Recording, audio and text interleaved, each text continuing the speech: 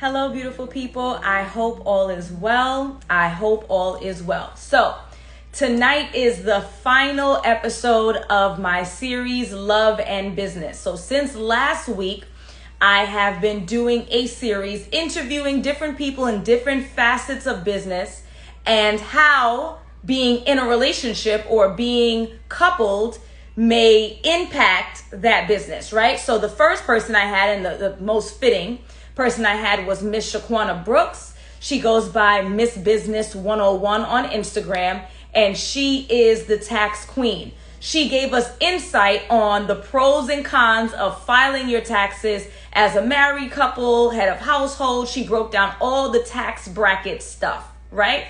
After that, we had Emerald Knox, one of my good friends since elementary school. She is a brand strategist, and she spoke to us about how to brand yourself and a couple when starting a business.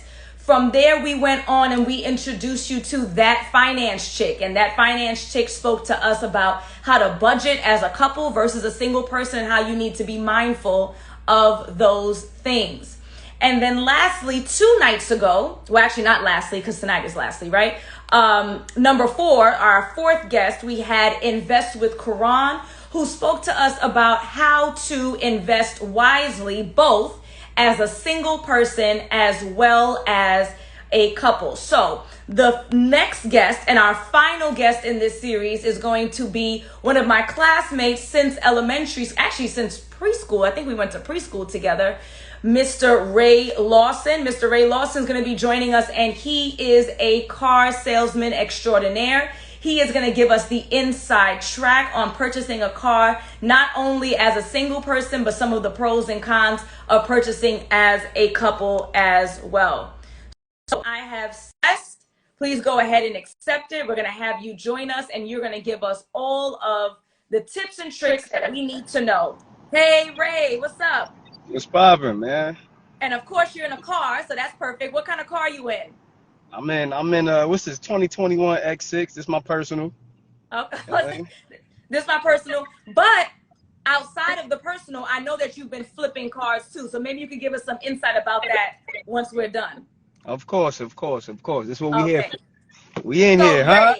Ray, give us some insight. Who are you? What do you do? Tell us all the details. So first I want to say thank you. I mean, like this been a long time coming, but we go back to motherfucking excuse my French. Sorry about that. We go back Be yourself. we go back to pre-K, like you said. Like this is like we was babies. So first I want to say thank you for that. A little bit about me. Born and raised in Brooklyn, moved to ATL. So like Hov said, I'm deep in the South, kicking up top game. You know what I mean? I'm down here, just making it do what it do. So I know where you work now, but can you give us a history of like the different car companies you work for and what that looked like for you? So just a little backdrop on that. I finessed my whole way into the car industry. I told them I was selling cars for years, but that was a lie. But I mean, now we end up here. So I only sold Toyotas and BMWs. That was really it. And how long you been doing it? For about 6 or 7 years now. 6 or 7 years. Okay. And my understanding is that like you're probably one of the top sellers in Atlanta. Is that something fair to say or no? Oh, that's very fair to say. I mean, I don't like to toot my own horn, but beep. You know what I'm saying? All right. So let's jump right in. Give us some insight. What are some of the mistakes that single people are making when they're coming in to purchase a car? So as far as single people, mistakes that some single people make, I see a lot of people living way outside their means. But that's not my job to tell them that. You know what I'm saying? I see a lot of people put the I don't know which one is it, you put the cart before the horse or the horse before the cart. Whichever way, I see a lot of people doing some crazy stuff, but at the same time, as a salesperson, that's not my duty to tell them how to live their life. You know what I'm saying? My duty is simply, hey, sign here. If this is what you want, this is what you want. That's really the main thing that I see a lot of as far as somebody being single. A lot of people tend to make that mistake. So they are looking to purchase cars that they honestly cannot afford. Is that what it is? Yeah. Or they make themselves afford it. You know what I mean? Skip a few meals. don't hang out, but at the same time, it's like, yo, if this what you want, this what you want. Mm-hmm. Sometimes it might help somebody and help them get on their hustle, right? Mm-hmm. By having this expensive car note or by going outside their means. So who am I to judge? Okay, understood.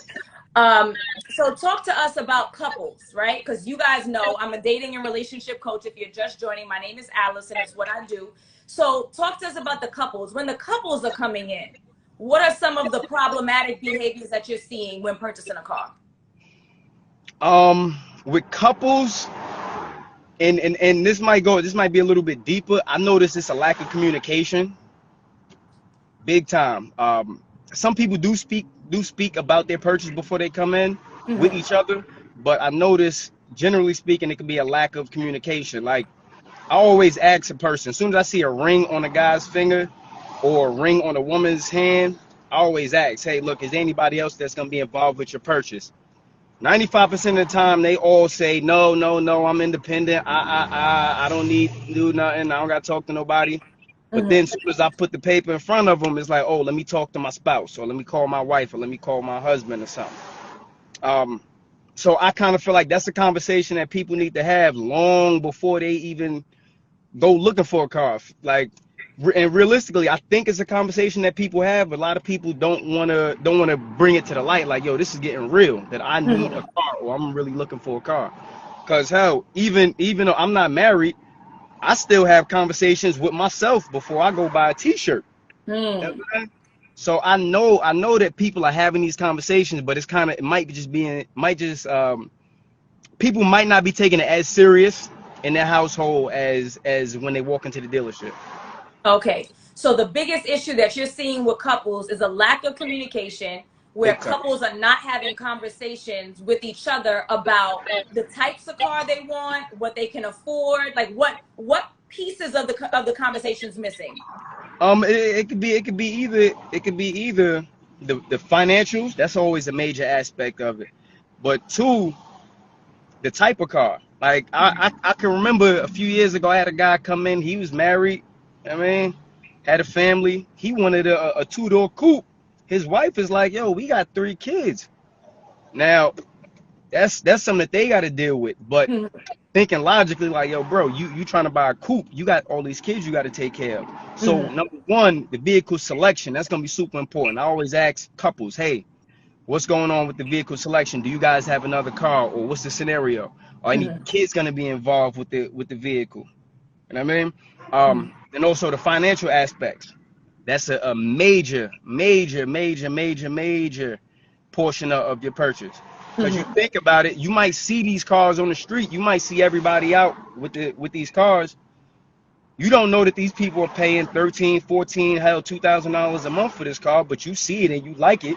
Mm-hmm. Now when you see the numbers in front of you, it's like, oh, let me call my spouse or let me talk to my spouse about the money. Mm-hmm. So it's really just need to have that conversation. That's super important. Have a conversation long before you come sit down at my desk, because you could be wasting your own time. Two, you might miss out on that car that you was trying to buy. And I'm gonna close the deal no matter what. I'm gonna Mm-hmm. find a way to make it work. All right. Right. All right. So we talked about some of the cons already, right? We talked about some of the difficulties you're finding single people many times living outside their means, trying to purchase vehicles that they really shouldn't in terms of their budget, but you mind your business. And then we also spoke about couples and some of the problems they have, which is a lack of communication, not clarifying what the budget is, not clarifying what kind of vehicle we should be purchasing, not Right. clarifying whether or not we're buying today versus just looking. So those are the problems. Right. But let's talk about some of the positives. When you're working with a single person, what do you see that's like, oh, well, I'm glad that they don't have a wife, or I'm glad they don't have a husband? Right. So I can tell you the pros of making any large purchase. It don't even got to be a car. It could be a house. Because you think about a car and a house are the two largest purchases that any one person is gonna make. Mm-hmm. But doing it as a couple, there are a few benefits. So number one, somebody might need help from a cosigner, or truly to make a payment, or financially, whatever the situation may be. Mm-hmm. Also, one person might qualify for a rebate through an employer or because they own a car now that they might need their spouse to sign up on the paperwork for. So that's an aspect of it too. But another thing that's super important is insurance companies. Insurance companies give lower rates to the married couple, to the married person, because this married person, they might just be a little bit more responsible than the people that's living young, wild, and free. So that's another major aspect of it, is not just the actual buying the car, but the actual ownership of the car. You know what I mean? Okay, so let me ask you, when you have couples coming in, do you find, and this is just in your practice, and this doesn't have to be for everybody, but do you find that the women are a harder sell, the men are a harder sell? The women want to spend more, the men want to spend more. Do you see like a gender specific behavior? Shit, man. Women spend money like they're 92 drug dealers out here. Like, it's crazy. Right now, women letting it fly. I'm talking about, they don't care nothing about the pavement. If they want that car, they want it. Not to say who's the easiest sale, who's the harder sale, because that's not what it's about for me as far as finding an easy sale, finding a hard sale. However, I do notice that dealing with women are a little more free when it comes to their money, right? So let's say, for instance, I'm dealing with a couple. A woman comes in, I ask the woman, hey, look, is there a spouse involved, whatever.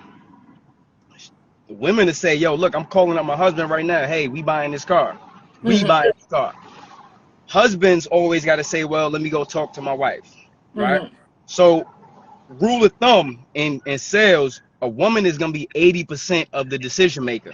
As soon as I see a woman there, even if the car is for the husband, as soon as I see a woman there, I already know I need to butter her up, because she gonna get in his ear no matter how you slice it. She gonna talk that shit to him. So I need to get on her good side. Amen? But women are truly the spenders out here, and I appreciate them. And big time, I appreciate the women, because women come in, they buy what they want, they keep it moving, no headaches. You know what I mean? And another thing too, the whole I haven't gotten this in a while, but in the past, a lot of women was kind of afraid to come in and buy a car. They thought, oh, somebody's trying to take advantage of me because I'm a woman. Like, no, that's not the case. So I actually had a crazy situation where a client bought a guy up there and just bought a gay best friend. Like, he ain't know shit about shit. You know what I mean?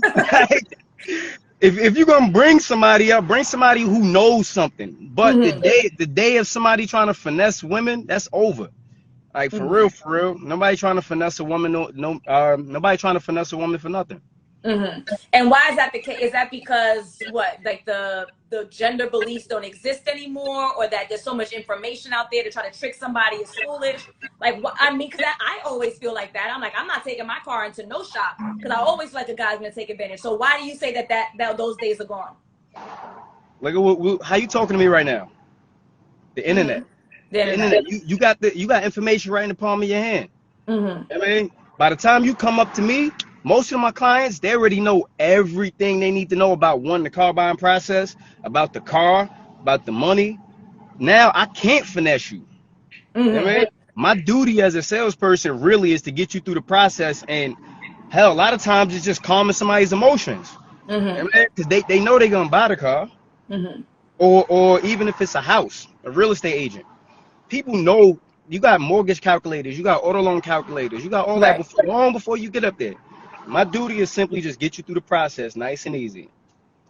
Makes sense. Makes sense. Okay. So I kind of want to stay on the same line in regards to, I know we talk about this a lot on the side, like men and women. Do you find there are any particular trends in terms of types of cars that men go for, or types of cars that women go for? So tell us a little bit more about that. Oh, yeah. That's as soon as I see somebody come up to my dealership, I've been doing it for a good enough time that I could smell. Like, as soon as I talk to the person, I know, this is the kind of car he want. Women tend to look they tend to look at SUVs, funny shaped SUVs. For real. No. What's a funny shaped SUV? like a crossover vehicle, like a X4 Okay. or Mercedes GLE Coupe, or I mean, small SUVs, things like that, things of that nature. As far as guys are really all over the map, man. A guy could come in and a guy could look at a little sedan, or he could look at a big SUV. But women I see right now are really gravitating towards the small SUVs. Okay, that makes sense. That's probably something in alignment with like a Napoleon complex. Like as women, you want to be in a vehicle that's slightly bigger. Maybe not something outrageous that's difficult for you to maneuver, but something a little bit bigger. So that makes sense. Yeah. All right, talk to us about financing. What are some of the difficulties that you're seeing that folks are coming in with? I know that you're the sales, you don't do finance, but I'm sure you're in that So conversation. I was actually a finance manager at one point. So Okay. I can actually talk to you a lot about that. As far as what I see,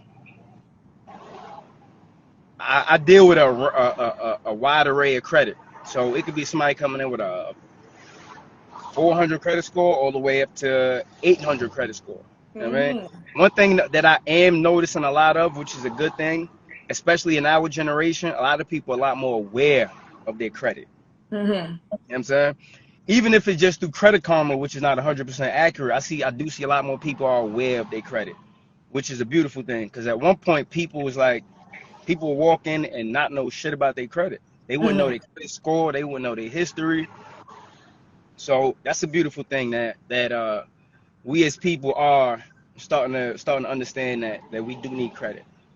And all right, cool. So what else? Because it's not only credit, like there's a whole algorithm when making these kind of decisions with financing, right? Yeah, it definitely is. I always tell people I'm not the bank, but I can look at your credit and I can understand how a bank will perceive your credit. So for instance, you never had a car loan, right? But you had a bunch of credit cards and you had them for some time. A bank might say, yo, you know what? Yeah, we're gonna give him a loan. Because historically he's been shown to pay his credit cards. Yeah. Now another big thing that I am seeing is hold on, it's a helicopter going over. Another big thing that I'm seeing right now is a lot of people authorize users on somebody else's credit cards. Banks see that. So let's say, for instance, you was an authorized user on somebody's credit card for the last 5 years. It's actually going to show on your credit that you are an authorized user. So does it really help when trying to get a car? Not really.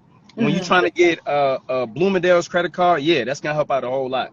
But trying to get a car or a house, nah, not really. What about debt to income ratio? How does that play a role? So DTI is a big factor. I mean, that's the guy who makes $100,000 a year, and that nigga spent $100,000 a year. So he might have maxed out his credit cards, or he got a mortgage that's $3,000 a month. He already got a car note that's $500 a month. Banks are automatically, they're gonna assume that you pay no matter what you put on this application. Even if you say you live with your relatives and you pay nothing for rent, they automatically gonna assume $500. So that's $500 off your monthly income, right? Realistically, that's gonna affect your credit big time as far as your DTI, your debt to income ratio. Thus, a bank might look at it and say, all right, this guy taking on too much. I don't want to give him a loan. Or they may say, you know what, this person, he's wide open. I mean, ain't got good debt to income. How about we will grant him a loan? Him or her a loan. Right. So I what mean, about but now that's where the cosigner comes in. So let's say somebody is married. Once I see this a lot as well. A husband might have everything on his credit report. He might have the mortgage. He might have the cars. He might have everything loaded up on his credit report, but the wife has nothing. So that's a good scenario. Hey, baby, I need you to co-sign. That way we can get this house, or we can get this car, or whatever it may be. Okay. So you know what? You're going to take me in a little bit of a different direction.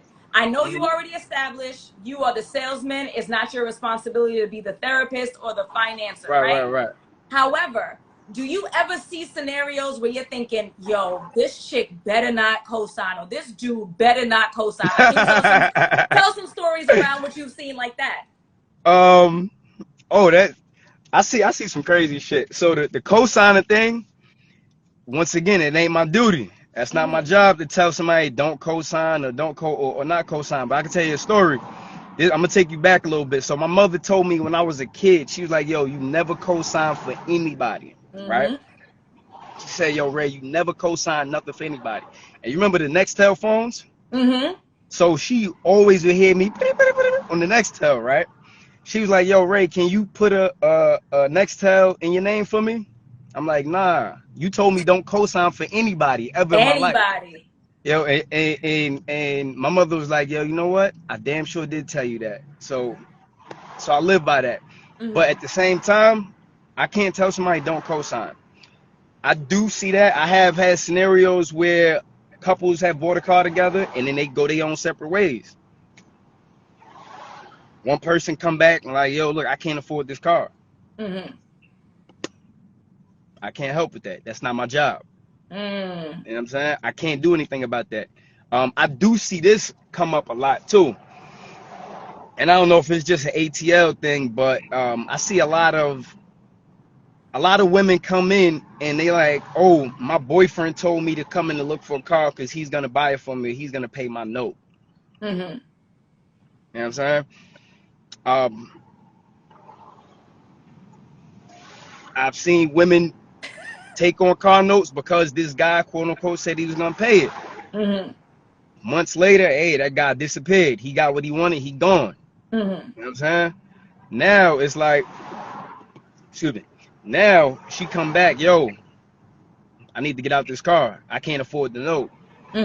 So I gotta trade them out the car." You know what I mean? But that's really the only two things I see. I can't tell nobody don't co-sign for somebody. Yeah. I can't. That's not my job. If you want to co-sign for somebody, you can all day. Right. We got a couple of questions, Ray. And for anyone who's just joining, just want to reset the room. My name is Alison. I'm a certified dating and relationship coach. I primarily work with singles to help them find the love and commitment that they deserve, but I also work with couples to keep their relationships healthy. So I've been doing a series for the last week talking about love and business in terms of branding a business together, love and business in terms of real estate. We talked about taxes. And the final episode, of course, we had to close out like the champion he is with Ray Lawson talking about car purchases. So there was a question, Ray, and it comes from Mr. Howard. He said, what did he say? What does student loans, or what about student loans, and how does it affect credit worthiness? So that's my man Shamal. He a finance manager, but I know why he's asking that question. That's super important. Student loans will fuck your shit up, right? If they're deferred, cool, you could do what you want as long as they're deferred because you're not making a payment.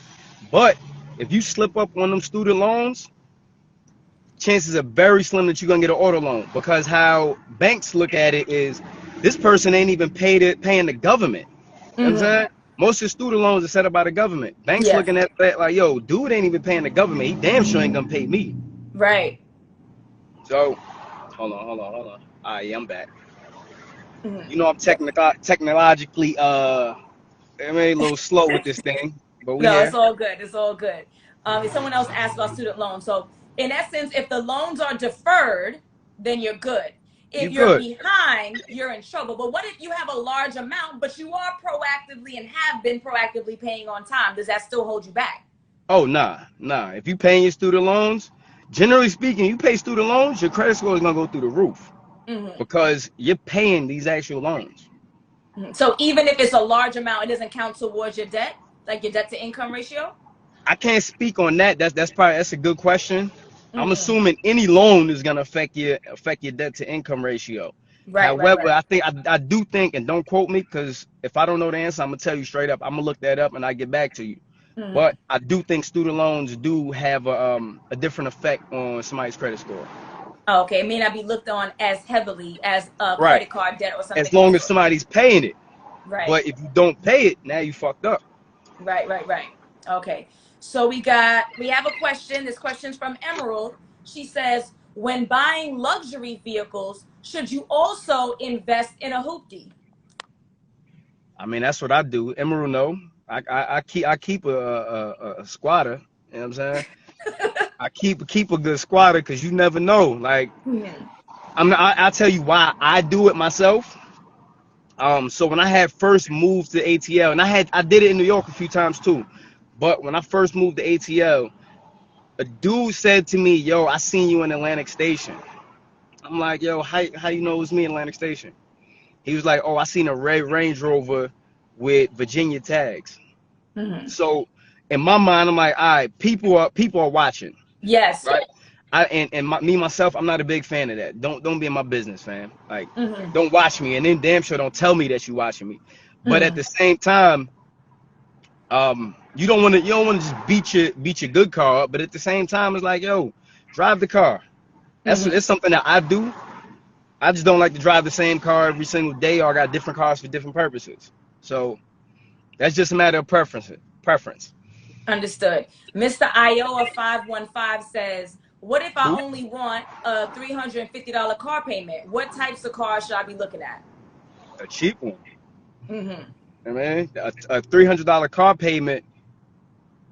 Hell, you can have $100,000 car, but if you structure your loan with the right amount of cash down, you can make that car a $300 car note, right? But generally speaking, I always tell people, I wish I could do the calculator that way y'all could see it. If you divide $15,000 over a 72-month period, whatever that math is, that's whatever that math works out to be is what that math is going to be. But once again, that's not including your taxes. That's not including your interest. Your interest is going to be determined based on your credit score. Understood. So I say roughly about a $15,000 car with decent credit. Okay. Thank you. That was a very straightforward answer. Someone asked about breaking leases early. What are the rules, if there's any specific rules, around breaking leases early? So a lot of people got this idea that, yo, you can't break your lease early. It's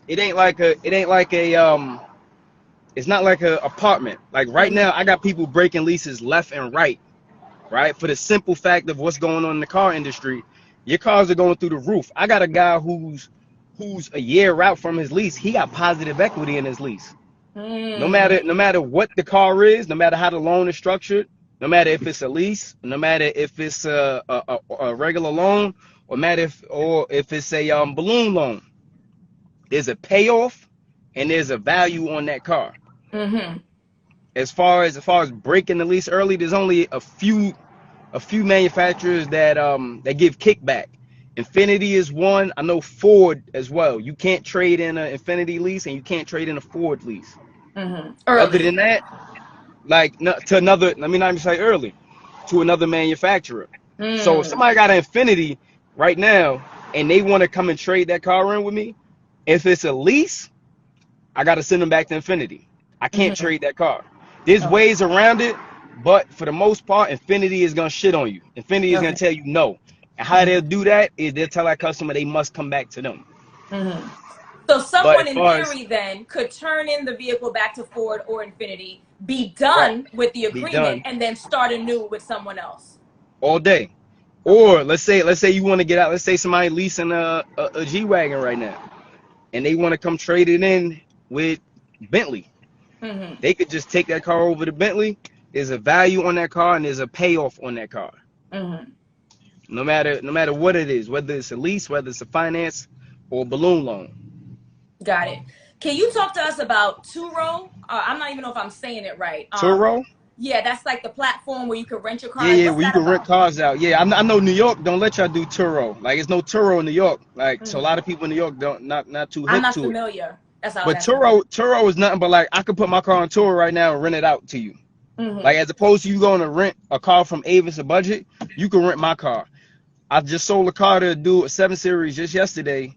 He got like 8 or 9 cars on Turo. He making a killing. You know what I'm saying? So that's basically the money coming back to the people now. So let's talk about making a killing, because I know that I don't know. Well, you tell me if you can't say this on screen. I don't know. I'm not telling you how much money I make. No, hell no, I wouldn't ask you. I'm not stupid. I can Google it. But anywho, no, I was gonna say I don't know if you're in a position to talk about like your other car endeavors working for a company, because I know that you have other car endeavors outside of what you do. Oh yeah, I You can talk mean, about that? I can. I mean, Okay. All right. So talk to us about what you do with cars outside of your 9 to 5. oh, I just grab them and sell them. I mean, it's Mm-hmm. not just I don't just have BMWs. I got other cars, but I specialize in affordable cars. Mm-hmm. You know what I'm saying? I call them hoopties, you know, hoopties, squatters, cheap Mm-hmm. cars. Mm-hmm. Generally speaking, all those under like $3,000, $4,000. Mm-hmm. Okay. Specialize in those, just a little pocket cash. That's all. So you're purchasing them, you're fixing them up, and then selling them, or you selling them as is and being able to make cake on this? As is. As is. And this As has to is. do with what's going on in the auto industry right now? Nah, I mean, no matter what's happening in the auto industry, it's an ass for every seat. You know Mm-hmm. what I mean? Somebody, what you think is an old busted car to son who ain't got no car, he in love. He like, yo, I need to get to school. I need to get to work. You feel me? Mm-hmm. Yep. So I don't judge nobody. You know what I mean? Whether you spending $100,000 or you spending $1,000 with me, you still gonna get some love. Right. So someone asked where you getting the cars from. I don't know if you're in a position to share that piece. Can't tell them that. Yeah, thought so. Okay. Thought so. But they tried. They tried it. They Yeah, tried it. yeah. So my last question for you, Ray, it's a little bit off the topic, but someone who's a transplant from Brooklyn to Atlanta, can you talk to us about the dating scene? How is the dating scene different from being in Brooklyn to being in Atlanta? That's the last uh, question of the evening. and ATL is nice, man, especially for a young black man. Um, ATL is very nice. Generally speaking, if you got your head on your shoulders and you stay straight, it's a lot of nice women out here. You know what I'm Mm-hmm. saying? Obviously you got pluses and minuses. You got the ones that's batshit crazy, and you got the ones that's gonna love you to death. So Uh-huh. it's just a matter of choosing the right ones. So these batshit crazy ones, they're crazier in Atlanta? So hmm, compared to New York women, right? New Yes. York women, I always I let me break this down. New Okay. York women are tough from the start, right? My Yes. phone keep going black, but I know this is not turned off. New York women are tough from the start. They gonna Mm-hmm. they gonna test you. They Mm-hmm. want to see where your heart at. Right? Mm-hmm. They gonna try you right off top. They gonna might grill you. They might ask Mm-hmm. you a slap box or something. You never know.